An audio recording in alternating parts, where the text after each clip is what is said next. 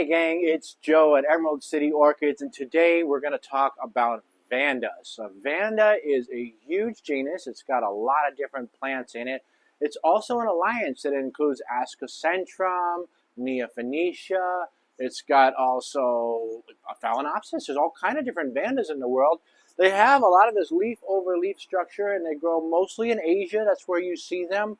Oddly enough, the North American Vanda is actually the ghost orchid in Florida. It's the only one that we've got, and it has no leaves. It's a remnant of a long time ago, when the ice ages is ending and it starts to lose the leaves. And that's the Dendrophylax lindeni. The ghost orchid is considered to be in the Vanda alliance. But these are more traditional Vanda hybrids. This is the type of Vanda that most people will grow in the house. This is a wonderful plant. A lot of people say you can't grow this in the Pacific Northwest, and they are dead wrong. This is a beautiful, wonderful plant for the Pacific Northwest. You just have to know how to grow it. Now, orchids give you options. This is a tree-dwelling thing. You can grow it bare root like this, and the roots will just hang down. If you give it enough water and water it often enough, you can get away with growing it like this. But if this isn't working for you because it's got to dry out, it's drying out too much, then you can take it out of the basket and you can just put it in a pot like you do with a normal orchid with some wood bark, and then just put in your orchid mix in a pot, and it'll grow fine that way. There's nothing saying that you have to grow a Vanda this way.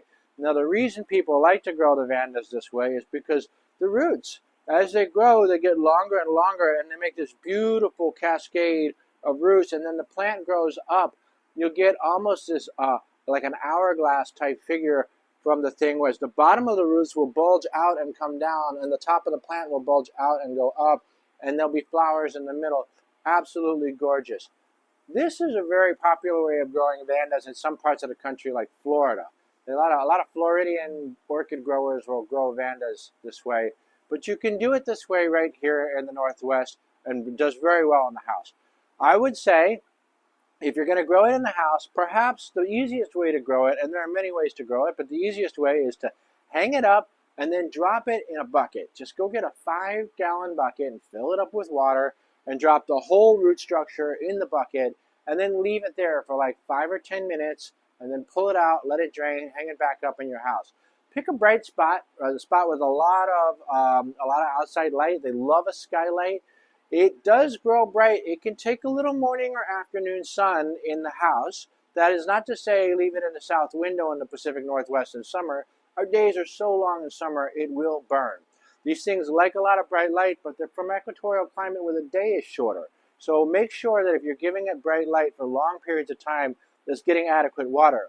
Vandas have a lot of interesting attributes, but one of the attributes about them that I like is these roots. When the root is wet, there's a natural sunblock that tends to happen on the outside that's white. When it's wet, the outside becomes translucent, and you can really see the chlorophyll that's inside the root.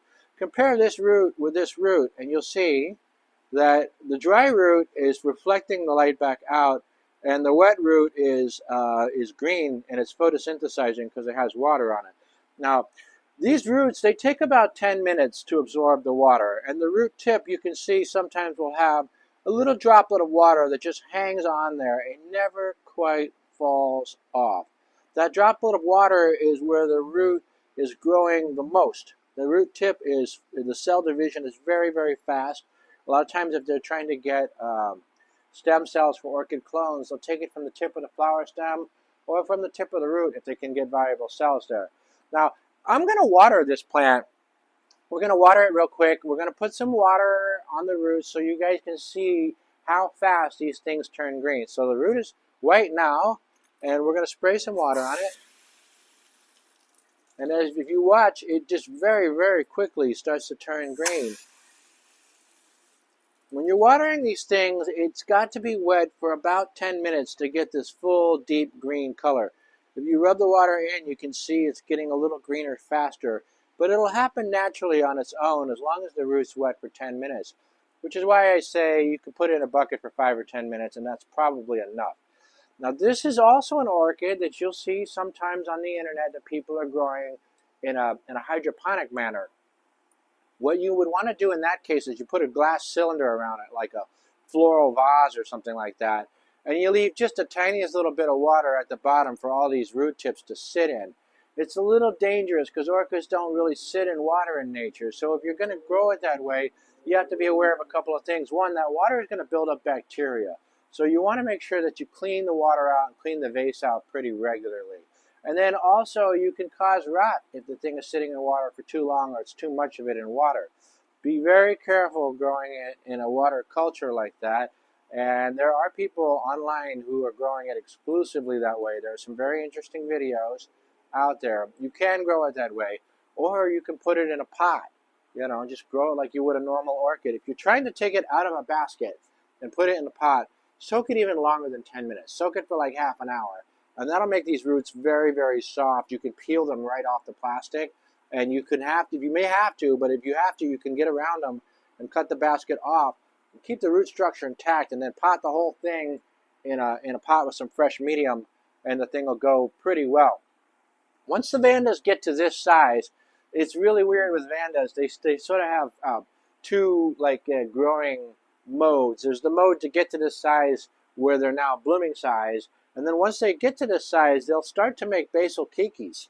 They'll make new plants of new fans that'll come off, and they can get really big really fast once you start getting to that level. Now, in the Northwest, what's very important is you have to remember to adjust your cultivation for the length of the day.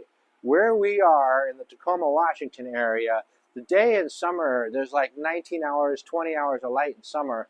And in winter, it's like 8.5 to 9.5 hours of light in the winter. So the trick is with these is just to change how often you water. In winter, in a house, you could probably just do once a week watering. Just dunk it in that bucket, soak it really good, hang it back up, and it's okay. But in summer, the day is so much longer, you may have to water it as much as 3 times a week to keep it healthy and keep the roots nice and fat. And on some days, if it's getting really bright and it's like getting hit with that light all day and it's drying out quick, you might even want to water it twice in one day. Spritzing this plant in the house is not enough. Because the roots need to be wet for 10 minutes or more, if you spritz it, it will just dry out before that 10 minutes is up, which is why you really need to hit it with a hose or really soak it in a bucket. Even after watering this has been wet a few minutes. This has been wet for 10 minutes, all right? This is completely dry. This is wet a few minutes. This is wet 10 minutes or more. You have to get it wet to the point where the roots are turning green.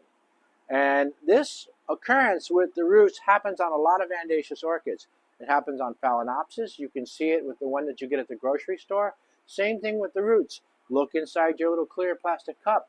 If the roots are this bright green color, then you're doing really great. If you look inside and it looks the same, but the roots are this lighter color, it might mean the plant is dried out and it's time to water. Cultivation of this is still different than Phalaenopsis because these need a bit more water than Phalaenopsis. Phalaenopsis, even though it's in the same alliance, you can grow it bare root like this. You can grow a Phalaenopsis like this if you want. There are a lot of orchids that you can grow this way. But with these orchids, you kind of have to adjust them to your personal habits. If you're the type of person that really can get into watering it this way and doesn't mind dunking it in a bucket or watering it with a hose and really getting it wet a few times a week, then this is great the way it's set up. Nice look. It's very natural. You're getting to see the most of the plant. But if it's too difficult to grow it this way because of the intensity of attention that you have to pay to it, then maybe change it. You can change your orchid. You don't have to grow it the way that we grow it. You don't have to grow it the way that somebody else on the internet is growing it. You can adjust it so that it fits your house and your growing habits. If you're the type of person that only waters once a week, maybe change it and put it in a pot with some bark, or you could even put it in a pot with some sphagnum moss. There's no rule that says you have to do it one way or another. If the plant is growing and it's making these beautiful flowers, then it's working. But they have said, oftentimes, you can't grow and flower Vandas in the Pacific Northwest, and it is not true. You definitely can, and you can do it in your house.